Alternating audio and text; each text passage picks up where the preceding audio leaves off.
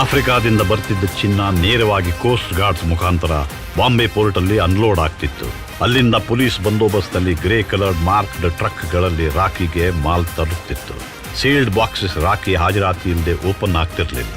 ಅವನು ಅದನ್ನು ಚೆಕ್ ಮಾಡಿ ಬೇರೆ ಎಲ್ಲ ಕಡೆಗೂ ಖುದ್ದಾಗಿ ಗುಡ್ಸ್ ಟ್ರೈನ್ ಮುಖಾಂತರ ಡಿಸ್ಟ್ರಿಬ್ಯೂಟ್ ಮಾಡ್ತಿದ್ದ. ರಾಕಿ ಆರ್ಡರ್ ಇಲ್ಲದೆ ಬಾಂಬೆಯಲ್ಲಿ ಯಾವ ತೀರ್ಮಾನಗಳು ಆಗ್ತಿರ್ಲಿಲ್ಲ.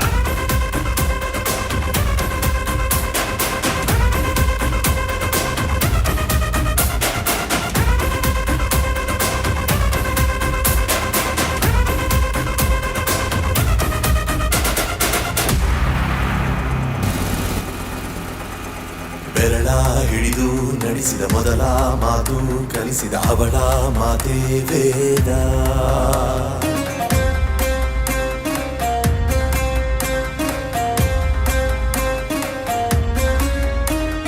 ಬೆಂಕಿ ಜೊತೆಗೆ ಪಳಗಿದ ಹಠವ ಹೊತ್ತು ತಿರುಗಿದ ಪಣವ ತೊಟ್ಟ ಯೋಧ.